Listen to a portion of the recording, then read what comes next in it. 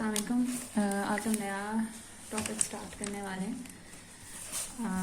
Basically नया topic तो नहीं है ये, हमने जो पहले टॉपिक्स पढ़ लिए हैं उन्हीं की थोड़ी सी मज़ीद डिटेल्स हैं। जो हम चीज़ें पहले डिस्कस कर चुके हैं उन्हीं को थोड़ा सा मज़ीद डिटेल में डिस्कस कर रहे हैं।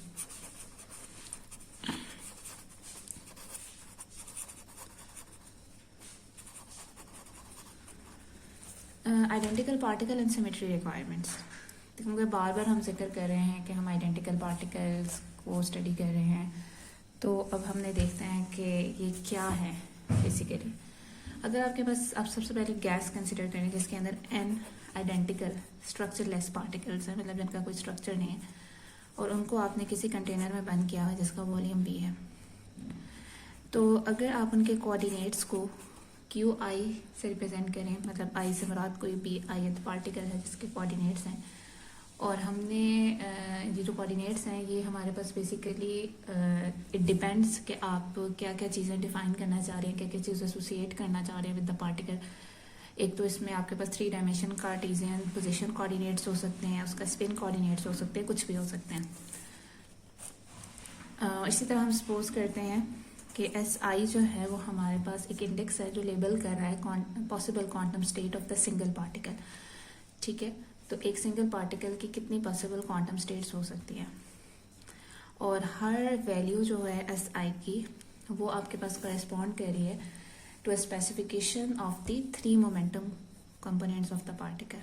ठीक है, मतलब ये कि आपके पास जो है वो एस आई की जो भी, जैसे एस आई क्या है, हमारे पास इंडेक्स है जो लेबल कर रहा है, labeling the possible quantum state of the single particle. So each possible value of SI correspond to a specification of the 3 momentum components of the particle and of its direction of spin orientation. मतलब वो हमें एक तो specify कर रहा है 3 momentum के coordinates जो होंगे उस पार्टिकल के, और उनकी डायरेक्शन ऑफ स्पिन ओरिएंटेशन। मतलब इसको मज़ीद डिटेल में डिस्कस करेंगे। फ़िलहाल हम लोग ये देखते हैं कि जो state of the whole gas है, ऑब्वियसली पूरी गैस की जो स्टेट है उनको हम लोग जो है वो by the set of quantum numbers S1, S2 and so on to Sn, मतलब n capital N number of particle हैं, और हर पार्टिकल की कोई एक S, हर पार्टिकल के लिए कोई S है। ठीक है, और वो S जो है वो उसकी पॉसिबल क्वांटम स्टेट बता रही है उस पार्टिकल की। तो होल गैस की जो स्टेट होगी, the state of the whole gas is then describe by the set of quantum number this which characterize the wave function of the gas in the state. तो अगर हम wave function लिखना चाहें for that gas तो like it would be like this। ठीक है, और obviously ये हमारे पास function होगा, wave function जो है वो आपके पास उसके coordinates जो हमने हर particle के साथ associate करें। अब हम डिस्कस करते हैं वेरियस केसेस ऑफ इंटरेस्ट। सबसे पहले हमारा जो केस जिसमें हम इंटरेस्टेड हैं वो हमारे पास है क्लासिकल केस, जिसे हम मैक्सवेल बोल्ट्जमैन स्टैटिस्टिक्स भी कहते हैं। इस केस के अंदर जो पार्टिकल हैं वो डिस्टिंग्विशेबल है, जैसे मैंने आपको पहले बताया, और हर पार्टिकल भी जो है वो can be in the same single particle state S. ठीक है, तो any particle, any number of particle, sorry, एक तो पहली बात है कि पार्टिकल जो है वो डिस्टिंग्विशेबल है, दूसरी कि एनी नंबर ऑफ पार्टिकल, कितने भी number of particle same single particle state S में हो सकते हैं। ये जो क्लासिकल डिस्क्रिप्शन है ये कोई सिमेट्री रिक्वायरमेंट इम्पोज नहीं करती on the wave function when 2 particles are interchanged. ठीक है, मतलब अगर आप 2 पार्टिकल को इंटरचेंज कर दें तो उससे सिमेट्री पे कोई फर्क नहीं पड़ता सिस्टम की। तो ऐसे पार्टिकल जो होते हैं वो मैक्सवेल बोल्ट्जमैन स्टैटिस्टिक को ओबे करते हैं, जिसको हम इन शॉर्ट में MB स्टैटिस्टिक्स भी कहते हैं। तो ये जो डिस्क्रिप्शन है ये क्वांटम मैकेनिकली तो करेक्ट नहीं है, लेकिन अगर हम इस बार इस interesting for purpose of comparison, मतलब लेकिन ये कि अगर हम इसको क्वांटम मैकेनिक्स से या क्वांटम केस के साथ अगर कंपेयर करना चाहें तो ये चीज़ें काफ़ी इंटरेस्टिंग हैं। मिसाल के तौर पे क्वांटम मैकेनिक में क्या है कि जो क्वांटम मैकेनिकल डिस्क्रिप्शन होती है वो हमारे पास ऑफ कोर्स वो होती है जो कि एप्लीकेबल होती है। मतलब जब क्वांटम मैकेनिक को अप्लाई करें to a system of particle, sorry system of identical particle, जैसे क्लासिकल केस में मैंने आपको बताया कि अगर आपके पास आइडेंटिकल पार्टिकल्स हैं भी तो उसको जो क्लासिकल केस होता है उसके अंदर कोई सिमेट्री रिक्वायरमेंट नहीं होती ऑन द वेव फंक्शन जब दो पार्टिकल इंटरचेंज होते हैं। लेकिन जब आप क्वांटम मैकेनिक्स के अंदर आते हैं और आप आइडेंटिकल पार्टिकल को ही क्वांटम मैकेनिक के अंदर डील कर रहे होते हैं, तो क्वांटम मैकेनिक इम्पोज करती है symmetry requirement on the wave function under interchange of any two identical particles. ठीक है, मेन पहला डिफरेंस क्या है कि classical description imposes no symmetry requirement on the wave function when the two particle are interchanged, but when quantum mechanics is applied to a system of identical particle, it imposes definite symmetry requirement on the wave function under interchange of any two identical particle. तो उसका net result क्या होता है कि one does not obtain a new state of the whole gas by simply interchanging two such particles. मतलब ये कि आपके पास जैसे मैंने आपको पहले बताया कि हमारे पास क्लासिकल केस के अंदर जो एनी नंबर ऑफ पार्टिकल्स जो है, कोई भी नंबर ऑफ पार्टिकल्स जो है वो सेम सिंगल पार्टिकल स्टेट में हो सकते हैं। मतलब अगर आपके सिस्टम के अंदर बहुत सारे पार्टिकल्स हैं तो उसमें कोई रिस्ट्रिक्शन नहीं है कि सिर्फ एक या दो या तीन पार्टिकल किसी पर्टिकुलर स्टेट के अंदर हो सकते हैं। और हमने क्लासिकल केस में ये भी देखा था कि हमारे पास जो पार्टिकल्स होते हैं वो आइडेंटिकल तो होते हैं लेकिन डिस्टिंग्विशेबल होते हैं। ठीक है, तो बेसिकली डिस्टिंग्विशेबल होना ही एक्चुअली अगर आप सिमेट्री और डिस्टिंग्विशेबल को कनेक्ट करें तो बेसिकली आपके पास जो है आइडेंटिकल तो खैर दोनों ही केस में होते हैं हमारे पास पार्टिकल, लेकिन क्लासिकल केस में डिस्टिंग्विशेबल होते हैं। क्यों? क्योंकि आपके पास क्लासिकल केस के अंदर कोई सिमेट्री रिक्वायरमेंट नहीं होती ऑन द वेव फंक्शन, जबकि हमारे पास क्वांटम मैकेनिक के अंदर जो है वो आपके पास आइडेंटिकल तो होते हैं लेकिन उनकी सिमेट्री रिक्वायरमेंट आ जाती है on the wave function under interchange of any two particle. तो यहाँ से ये क्लियर करना ज़रूरी है कि उससे फ़र्क ये पड़ता है सिमेट्री रिक्वायरमेंट से कि आपके पास अगर आप दो पार्टिकल्स को इंटरचेंज करते हैं तो आपके पास न्यू स्टेट नहीं बनती है। तो जब आप distinct possible state accessible to the whole gas जब आप काउंट करते हैं तो तब हमें यही लग रहा होता है कि पार्टिकल जो है वो इनडिस्टिंग्विशेबल है। मैं इस बात को थोड़ा सा मज़ीद एलोबरेट कर देती हूँ कि मिसाल के तौर पे आपके पास काफ़ी सारे पार्टिकल्स हैं। ठीक है, ABCDF व्हाटएवर बहुत सारे पार्टिकल्स हैं। अब होता क्या है कि आपके पास जब क्लासिकल केस होता है तो आपके पास अगर आप पार्टिकल ABCD व्हाटएवर जितने भी नंबर ऑफ पार्टिकल किसी पर्टिकुलर स्टेट के अंदर आप ले रहे हैं तो वो अगर आप इन पार्टिकल्स को जो है वो AB को ऊपर ले रहे हैं, CD को नीचे ले रहे हैं, या लेट्स सपोज आपके पास चार पार्टिकल्स थे, या CD के ऊपर ले रहे हैं, AB को नीचे ले रहे हैं, तो ये दो डिफरेंट स्टेट्स बन रही हैं। लेकिन जब आप क्वांटम मैकेनिकली देखते हैं तो अगर आपके पास ABCD पार्टिकल्स हैं तो अगर आप AB के ऊपर CD को नीचे लें या CD को ऊपर और AB को नीचे लें तो ये दोनों एक ही स्टेट बन रही होती है। तो उसकी वजह से हम इस कंक्लूजन पे पढ़ते हैं तो मतलब हम डिस्टिंक्ट पॉसिबल स्टेट्स, मतलब डिस्टिंक्ट पॉसिबल स्टेट का मतलब ये जो एक दूसरे से मुख्तलिफ हों, जबकि ये दोनों क्वांटम मैकेनिक के अंदर एक ही जैसी स्टेट्स होंगे। तो इसलिए जब हम distinct possible state whole gas की जो असेसिबल है उनको काउंट करते हैं तो फिर उस केस में फिर हम जो है पार्टिकल को इनडिस्टिंग्विशेबल हमें पता चलता है कि पार्टिकल्स आर इनडिस्टिंग्विशेबल। दो के ये दो पहले हमने इन दोनों को ऊपर रखा, फिर इसको ये नीचे था, फिर इसको ऊपर रखा, इसको नीचे रखा, लेकिन ये दोनों बिल्कुल एक जैसे बिहेव कर रहे थे। तो इट्स मीन के पार्टिकल जो है वो इनडिस्टिंग्विशेबल है। तो अगर आप उनकी possible state of the gas निकालेंगे it does then not matter which particle in which particular state. पर इस बात से कोई फ़र्क नहीं पड़ता था कि कौन सा पार्टिकल किस पर्टिकुलर स्टेट पे है, बस ये इम्पॉर्टेंट है कि किसी भी पर्टिकुलर स्टेट के अंदर कितने नंबर ऑफ पार्टिकल्स हैं, कौन से हैं ये नहीं पड़ता। मतलब ये चीज़ तो हम पहले भी डिस्कस कर चुके हैं, क्लासिकल और क्वांटम दोनों में डिफरेंस ये देख चुके हैं कि हमारे पास क्लासिकल केस के अंदर जो है पार्टिकल डिस्टिंग्विशेबल होते हैं, क्वांटम मैकेनिक के अंदर नहीं होते। उसका रीज़न मैंने आपको बता दिया है कि उसका जो रीज़न है वो सिमेट्री है कि आपके पास जो क्लासिकल डिस्क्रिप्शन है वो कोई सिमेट्री रिक्वायरमेंट इम्पोज नहीं करती on the wave function when the two particles are interchanged. मतलब ये कि अगर आप दो पार्टिकल्स को इंटरचेंज करेंगे तो उससे आपकी जो है स्टेट डिफरेंट हो जाएगी। जबकि अगर आप क्वांटम मैकेनिक के अंदर देखें तो वो डेफिनेट सिमेट्री रिक्वायरमेंट इम्पोज करती है on the wave function and interchange of any two particles. तो मतलब ये कि अगर आप दो पार्टिकल एक स्टेट में ले रहे हैं एंड देन दूसरी स्टेट में दूसरे दो पार्टिकल ले रहे हैं तो वो एक ही तरह के से बिहेव करेंगे अगर दो हैं। मतलब कहने का ये है कि यहाँ पे भी दो हैं, यहाँ पे भी दो हैं। अब यहाँ पे हमने ये जो अगर लेबल कर दिया लेट्स सपोज, तो ये वाले हम अभी इधर ले आए, ये वाले, तो उसको इस बात से फर्क नहीं पड़ता कि ए बी पहले ऊपर था ए बी पहले नीचे था। उसको ये है कि वो पहले भी दो थे ऊपर वाली स्टेट में, अभी भी दो हैं ऊपर वाले। अब पहले ऊपर ए बी था, दूसरे में ऊपर सी डी था, लेकिन उसके लिए ये इंपॉर्टेंट है कि पहले भी दो थे ऊपर, मतलब नंबर ऑफ पार्टिकल इंपॉर्टेंट है। विच टाइप ऑफ पार्टिकल वो आइडेंटिफाई नहीं कर रहा वो, क्योंकि वो उसके लिए इंडिस्टिंग्विशेबल है। तो बेसिकली जो सिमेट्री रिक्वायरमेंट है वो आपके पास उसको हम फंडामेंटल क्वांटम मैकेनिकल पोस्टुलेट लेते हैं और ये एसोसिएटेड है with the spin off the particle, ठीक है। और ये पार्टिकल, ये जो पोस्टुलेट है बेसिकली आपके पास सिमेट्री रिक्वायरमेंट का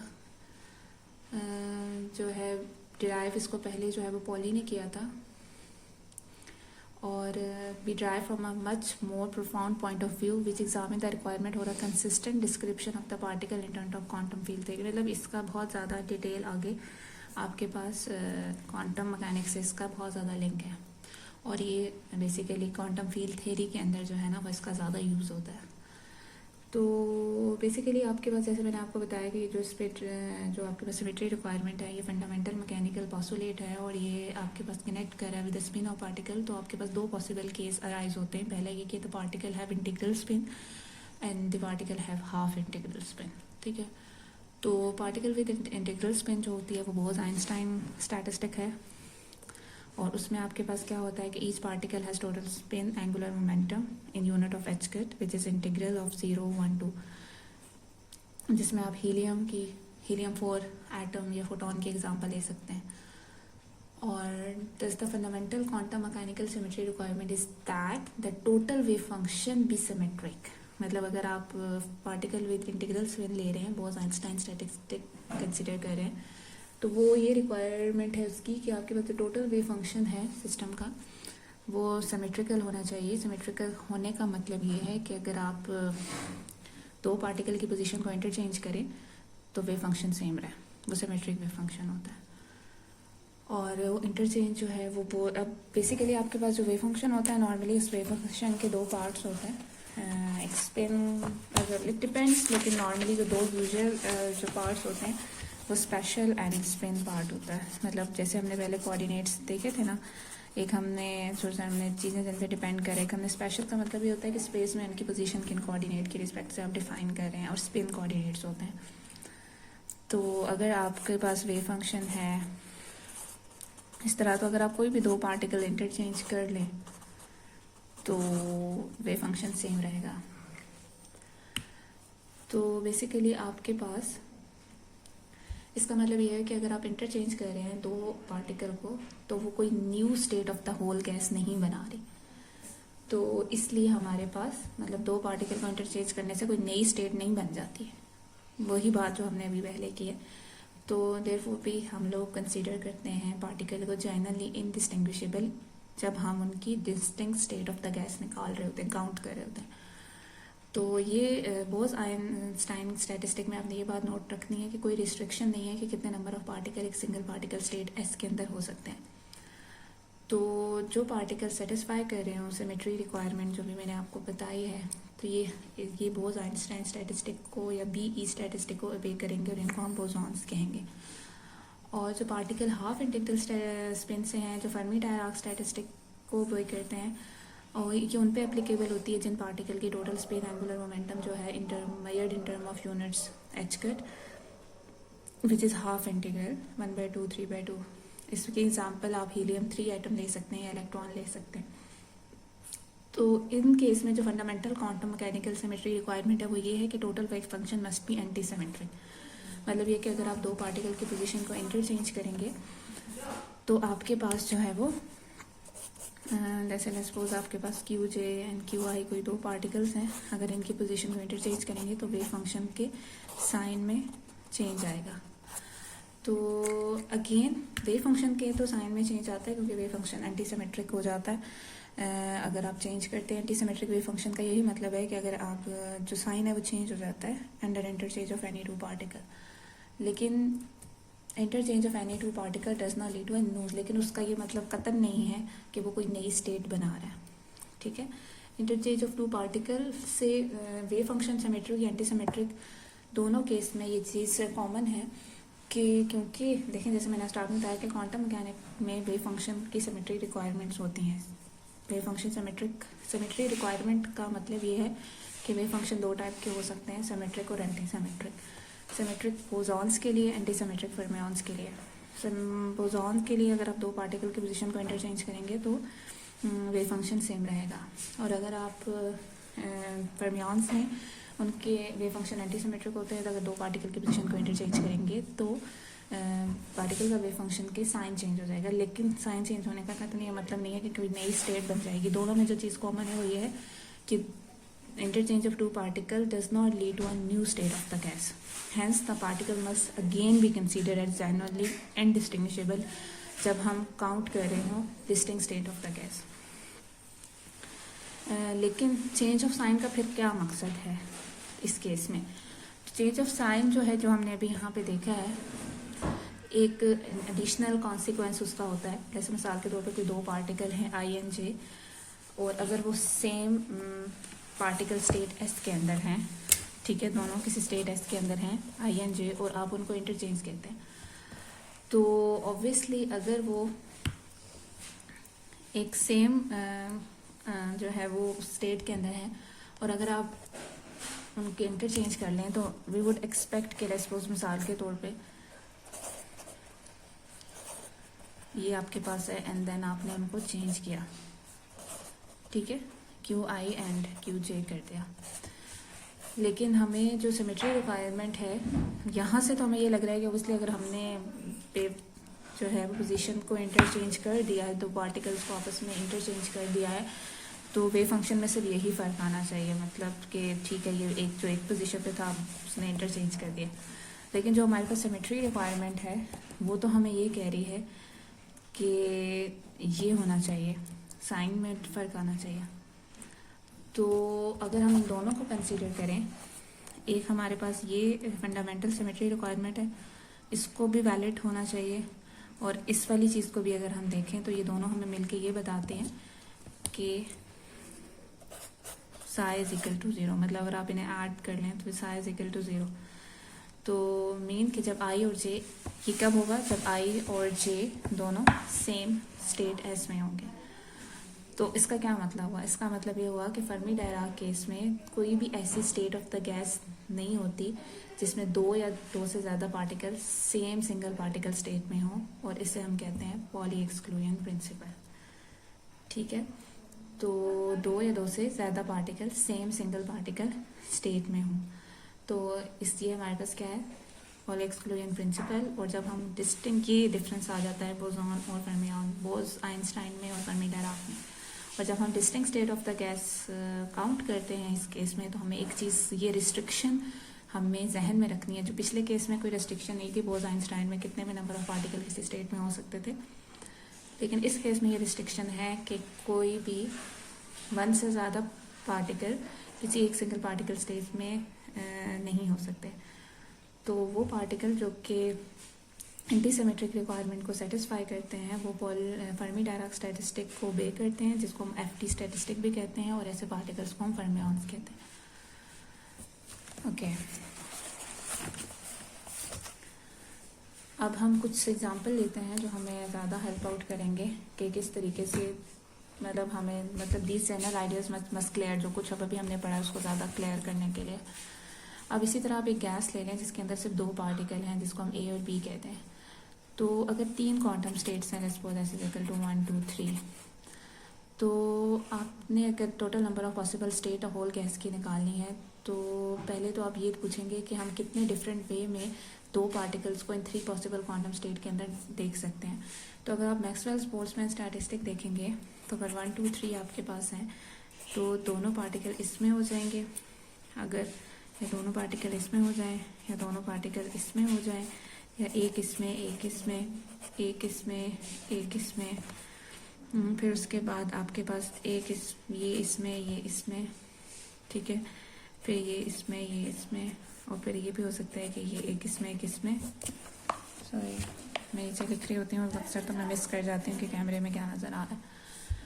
तो इस तरीके से आपके पास टोटल, अगर मैं इसको काउंट करूँ स्टार्ट से, 1 2 3 4 5 6 7 8 9, तो बेसिकली ये आपके पास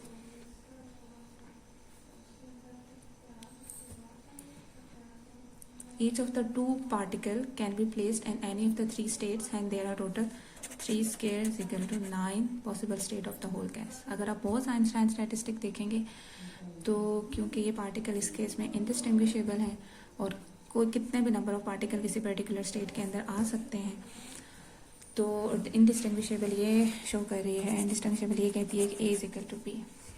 तो हमने क्योंकि डिस्टिंक्ट स्टेट्स देखनी है, तो इस केस में हमारे पास, ये अब आपका होमवर्क है, आप खुद ड्रॉ करेंगे।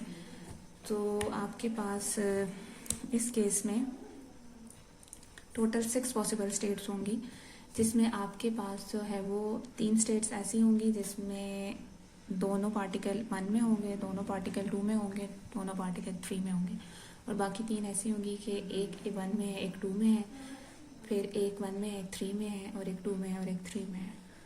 तो बेसिकली आपके पास जो बोस आइंस्टाइन स्टैटिस्टिक है उसमें हमारे पास टोटल 6 हो जाएंगी, मतलब 6 डिस्टिंक्ट वे में हम उन पार्टिकल्स को अरेंज कर सकते हैं। तो वो 3 डिफरेंट है, मतलब उसमें 9 थी, इसमें 6 हैं। तो मैक्सवेल बोल्ट्जमैन स्टैटिस्टिक में 3 ऐसी स्टेट्स थी जो सिर्फ इस वजह से ओरिजिनेट हो गई क्योंकि A और B डिस्टिंग्विशेबल हमने कंसीडर किए थे, ठीक है। तो इसका मतलब है कि 3 डिस्टिंक्ट वे हैं जिसमें हम उनको 1 2 3 स्टेट में 2 पार्टिकल को कर सकते हैं, और 3 वो वेज हैं जिसमें हम एक पार्टिकल को इन 3 में से किसी 2 स्टेट्स में कर सकते हैं। तो 3 + 3 total 6 possible states for the whole gas आ जाएंगी। और फर्मी डायराक स्टैटिस्टिक अगर आप देखें तो इसमें पार्टिकल जो है वो इंडिस्टिंग्विशेबल है, लेकिन एक से ज़्यादा पार्टिकल एक स्टेट में नहीं हो सकता। तो अगर आप इसका कंपैरिजन आप बोस आइंस्टाइन से करें तो बोस आइंस्टाइन स्टैटिस्टिक में 6 थे पॉसिबल स्टेट, फर्मी उसमें 3 स्टेट बोस आइंस्टाइन में ज़्यादा इसलिए बन रही हैं, मतलब 6 है ना उसमें, और फर्मी डायराक में 3 बनेंगी। तो बोस आइंस्टाइन की 3 इसलिए ज़्यादा बन रही हैं क्योंकि उसमें 2 पार्टिकल एक स्टेट में आ सकते हैं। तो वो वाली जो ऑप्शन थी वो फर्मी डायराक में एलिमिनेट हो जाएगी। फर्मी डायराक में आपने एक ही एक में रखना है। तो इस तरह से सिर्फ 3 पॉसिबल स्टेट होंगी होल गैस की। तो अब आपके पास अगर आपने प्रोबेबिलिटी फाइंड करनी हो कि कोई भी 2 पार्टिकल, अगर आपने वैसे बेसिकली इसका क्वालिटेटिव इफेक्ट है कि इसमें आपके पास एक प्रोबेबिलिटी वाली चीज़ है आपके पास, let's suppose probability that the 2 particle are found in the same state. और पहले तो आप मैक्सवेल बोल्ट्जमैन स्टैटिस्टिक देखें तो 2 पार्टिकल सेम स्टेट में हो सकते हैं, सेम स्टेट में हो सकते हैं ऑब्वियसली। वो आपके पास टोटल 3 ऐसे केसेस थे, ठीक है। और probability that 2 particle are found in different state, और ऐसे 6 केसेस थे। मतलब टोटल जो हमारे पास मैक्सवेल बोल्ट्जमैन स्टैटिस्टिक थी उसमें से 3 वो स्टेट्स थी जिसमें 2 पार्टिकल एक स्टेट में थे, और 6 वो थी जिसमें एक पार्टिकल स्टेट में था, मतलब लाइक जो मैंने अभी ड्रॉ किया इस केस में। ये 3 वो थी जिसमें 2 एक स्टेट में थे, और इसमें था कि एक था, ठीक है। ये 6 थी टोटल। तो ये आपके पास मैक्सवेल बोल्ट्जमैन के लिए हो गया। फिर इसी तरह आपके पास बोस आइंस्टाइन के लिए अगर आप देखें तो 3 वो थी जिसमें 2 पार्टिकल सेम स्टेट में थे, और 3 वो थी जिसमें एक पार्टिकल डिफरेंट स्टेट में था। 2 particle found in different state. तो ये 1/2 हो गया, ये 1 हो गया। और फर्मी डायराक में कोई भी ऐसी स्टेट नहीं थी जिसमें 2 पार्टिकल एक स्टेट में हो, और 3 ऐसी थी जिसमें 2 पार्टिकल डिफरेंट स्टेट में हो। तो ये जो बेसिकली क्वालिटेटिव फीचर, मतलब इसका जो फार्मूला है वो बेसिकली ये है। इसको आप डिफाइन ऐसे करते हैं, probability that the 2 particles are found in the same state, और नीचे आएगा प्रोबेबिलिटी, सारा कुछ ये आएगा probability that the two particle are found in the different states. तो ये जो हमने कैलकुलेशन अभी की है, इस केस में जो बोज आइंस्टाइन है उसकी जो है ये जो रिलेटिव टेंडेंसी इसे कहते हैं आपके पास रिलेटिव टेंडेंसी वो ग्रेटर है। तो thus in the Bose Einstein case there is a greater relative tendency for particle to bunch together. ये जो है ना बेसिकली किस चीज़ की रिलेटिव टेंडेंसी है, ये इस चीज़ की रिलेटिव टेंडेंसी है कि आपके पास कितने ज़्यादा पार्टिकल इकट्ठे हो सकते हैं। मतलब अगर आप देखें तो इसमें 3 ऐसे हैं जिसमें 2-2 पार्टिकल एक स्टेट में है, और 3 स्टेट ऐसी हैं जिसमें 2 पार्टिकल डिफरेंट स्टेट में है। इस केस में 3 ऐसे थे जिसमें 2 पार्टिकल सेम स्टेट में, 6 ऐसे हैं जिसमें 2 पार्टिकल डिफरेंट स्टेट में, और इसमें ऐसा है जिसमें कोई भी पार्टिकल सेम स्टेट में नहीं। तो बोथ आइंस्टाइन केस के अंदर ग्रेटर रिलेटिव टेंडेंसी है for particle to bunch together. ये हमने रिलेटिव टेंडेंसी निकाली है कि पार्टिकल की इकट्ठे होने की in the same state than in classical statistic. So thus in the Bose-Einstein case there is a greater relative tendency for particle to bunch together in the same state than in classical state. On the मतलब classical state आपके पास ये है ना, तो Bose-Einstein state में classical case से भी ज़्यादा relative tendency है कि particle ज़्यादा इकट्ठे हो सके। जबकि जो on the other hand अगर आप फर्मी-डायराक केस को देखें तो इस केस में आपके पास जो टेंडेंसी ज़्यादा है वो किसकी है, डिफरेंट स्टेट में होने की। इसमें इसकी वैल्यू, इसकी रिलेटिव टेंडेंसी ज़्यादा है सेम स्टेट में होने की और एज़ कम्पेयर टू क्लासिकल, और इसकी जो टेंडेंसी है डिफरेंट स्टेट में होने की वो ज़्यादा है। मतलब ओबियसली सेम स्टेट में होने की टेंडेंसी तो 0 ही है, लेकिन पार्टिकल टू रिमेन अपार्ट, या ये देखें एक्चुअली आप सेम स्टेट का वर्ड हम यूज़ नहीं करेंगे, हम ये कहेंगे कि ये जो है केस बोज आइंस्टाइन, इसकी greater relative tendency for particle to bunch up together in the same state than in classical state. On the other hand, in the Fermi-Dirac case there is a relative tendency for particle to remain apart, मतलब दूर रहने की tendency इन different state में होने की ज़्यादा है then in the classical state. मतलब अगर इन दोनों का कंपैरिजन करें, इसकी बंचअप होने की टेंडेंसी ज़्यादा है एज़ कम्पेयर टू दिस, और इसकी दूर रहने की टेंडेंसी जो है वो ज़्यादा है एज़ कम्पेयर टू दिस। ठीक है, तो हमारे पास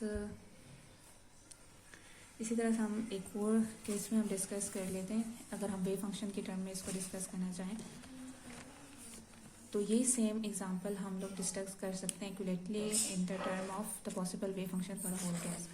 लेट्स सपोज आपके पास अगर साई एस क्यू जो है वो आपके पास 1 पार्टिकल वेव फंक्शन है for a single particle with coordinate q in state S.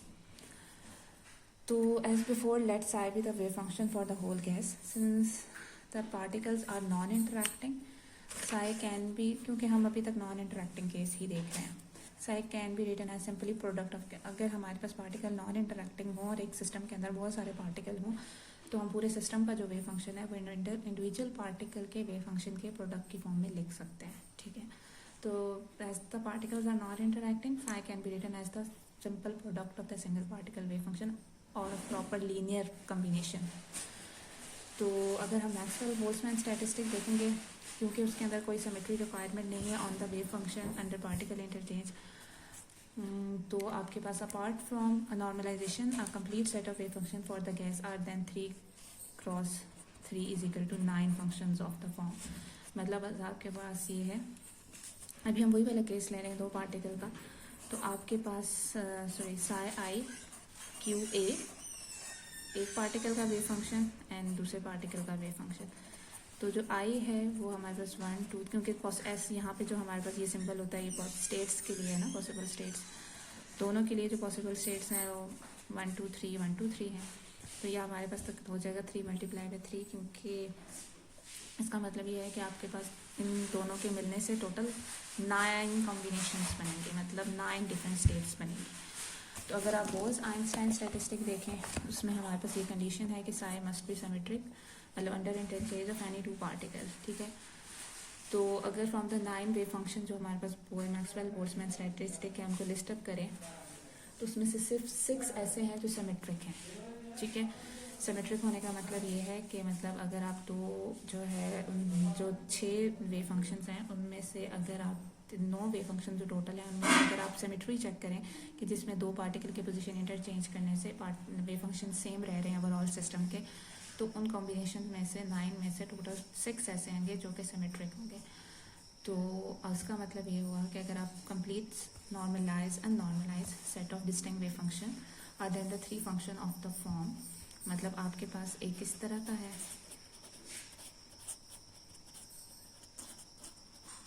और आई की वैल्यू, अब इसमें हमने ये दोनों आई लिया है, ठीक है, ये डिफरेंस है पहले वाले से। आई की वैल्यू 1 2 3 एंड इसमें 3 फंक्शन इस फॉर्म के आएंगे, टोटल 6 होंगे ना, 3 फंक्शन इस फॉर्म में आएंगे और जो 3 फंक्शंस हैं वो इस फॉर्म में आएंगे।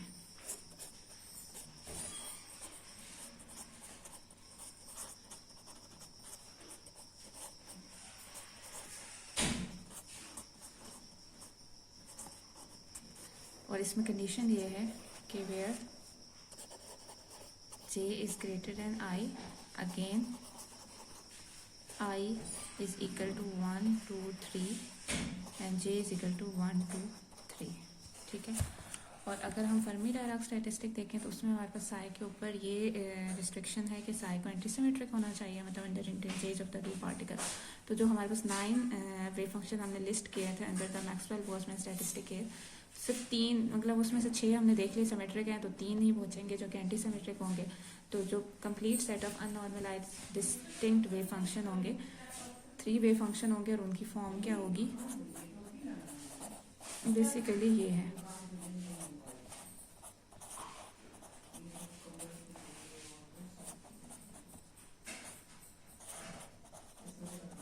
ठीक है, ये हमारे पास हो गए और इसमें रिस्ट्रिक्शन ये है कि जे आई कहते हैं आई, अगेन हमारे पास आई की वैल्यू है 1 2 3 एंड जे की वैल्यू है 1 2 3, ठीक है। तो ये मुझे लगा कि मैंने जो है वो आपको बताना ज़रूरी है। बाकी मैंने आपको जनरल रिलेशन ये वाला बता दिया था, ये हम पहले लेक्चर के अंदर डिराइव कर चुके थे। ये फॉर्मूलेशन है इसकी, तो ये हमने यूज़ करना है, ठीक है। बट ये हमने बेसिकली 2 केसेस के लिए हमने कर लिया था, हमने मैक्सवेल-बोल्ट्जमैन स्टैटिस्टिक के लिए भी कर लिया था और हमने इसको जो है वो बोस-आइंस्टाइन के लिए भी कर लिया था, ठीक है, बोस-आइंस्टाइन या फोटॉन स्टैटिस्टिक के लिए। अब जो हमारा पार्ट रह गया है वो फर्मी डायराक स्टैटिस्टिक रह गया, तो उसके लिए हम कल लेक्चर में कर लेंगे क्योंकि आई थिंक आज के लिए इतने कॉन्सेप्ट्स काफ़ी हैं। ओके, या फिर मैं आपको करा दूँ, लेट्स सी, चलें फर्मी डायराक के लिए कर लेते हैं हम, ताकि हमारा जो है ना वो ये चीज़ ख़त्म हो जाए।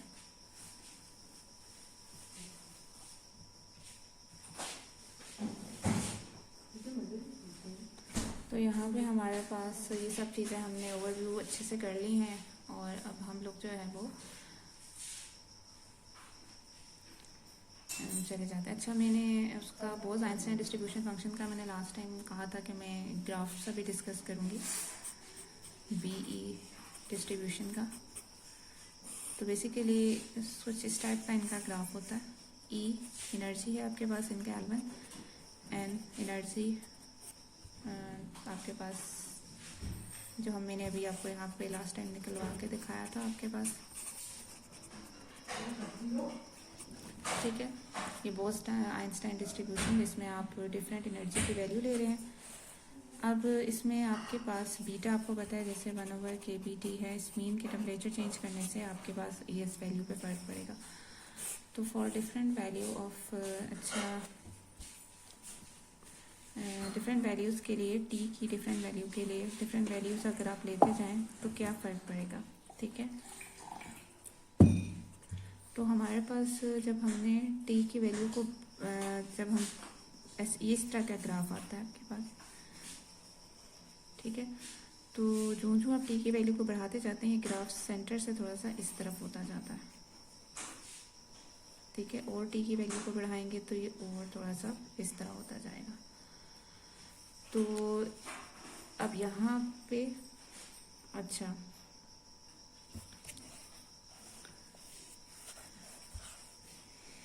फिर हमारे पास इस टाइप का कुछ ग्राफ पड़ता है। यहाँ पे आपके पास नेगेटिव वैल्यूज़ हैं, यहाँ पे आपके पास पॉजिटिव वैल्यू है। इसी तरह यहाँ पे ये आपके पास बेसिकली यहाँ पे आपके पास नेगेटिव एनर्जी की वैल्यूज़ हैं और यहाँ पे आपके पास पॉजिटिव एनर्जी की वैल्यू है। तो अगर आपके पास एनर्जी जो है वो लेस देन म्यू हो, ठीक है, तो यहाँ पे हम लोग जो म्यू ले रहे हैं बेसिकली वो म्यू की भी हमने डिफरेंट, यहाँ पे लेट्स सपोज इस ग्राफ के लिए म्यू की वैल्यू जो है वो -10K है। तो अगर आपके पास एनर्जी, क्योंकि आप एनर्जी की आप डिफरेंट वैल्यूज़ ले रहे हैं ना, तो जहाँ पे भी एनर्जी की वैल्यू जो है वो कम होगी -10K से, तो NE की वैल्यू जो है वो नेगेटिव होगी। तो NE की वैल्यू भी लेस देन 0 होगी, जो कि ऑब्वियसली सेंस नहीं बना रही है। N की वैल्यू नेगेटिव कैसे हो सकती है? तो बोस डिस्ट्रीब्यूशन सिर्फ तभी इसका सेंस बनता है जब आपके पास E is greater than mu हो, ठीक है।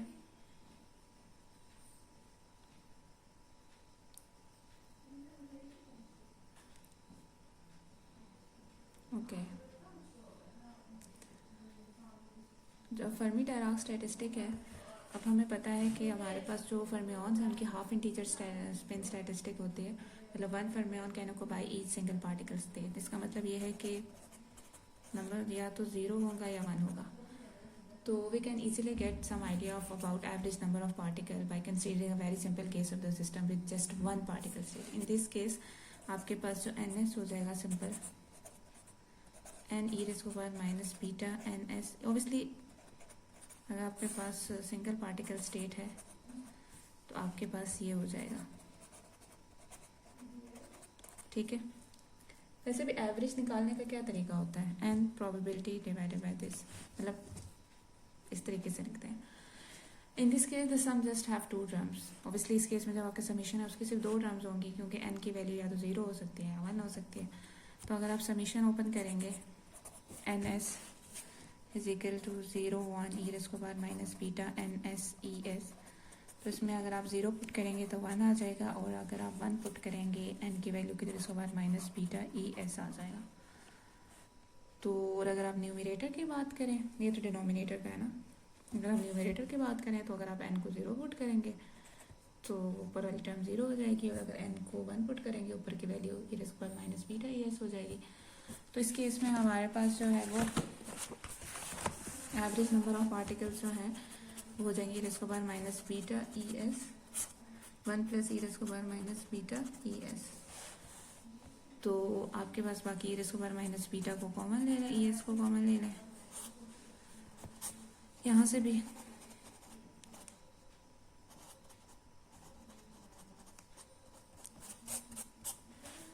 ठीक है।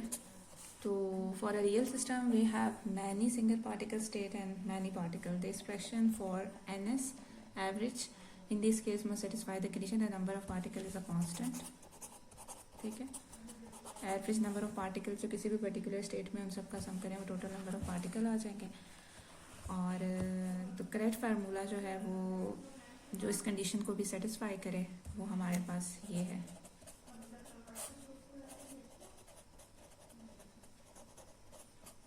ठीक है। तो हम लोग कह सकते हैं कि अगर हमने फंक्शन ऑफ इसको अगर हम इसे फंक्शन ऑफ एनर्जी लिखें तो ये इसके बराबर हो जाएगा। तो FE जो है ना वो हमारे पास क्या है, फर्मी डिस्ट्रीब्यूशन फंक्शन, ठीक है। और म्यू एडजस्ट किया गया इस कंस्ट्रेन को सेटिस्फाई करने के लिए। जैसे बोस आइंस्टाइन केस में हमारे पास म्यू था केमिकल पोटेंशियल, यहाँ पे भी वही है। इस केस में बेसिकली जो आपके पास as in the Bose-Einstein case, mu is called the chemical potential. This is basically the same as the Fermi energy, जिसे हम Fermi energy भी कहते हैं, जिसका वर्ड आपने बहुत ज़्यादा सुना है। तो अगर आप इस रिलेशन में E की वैल्यू को म्यू ले लें तो आपके पास जो F है, E की वैल्यू को अगर आप म्यू ले लें, म्यू माइनस म्यू ये क्या हो जाएगा 0 e पावर 0 1, तो 1 + 1 1/2, तो f की वैल्यू 1/2।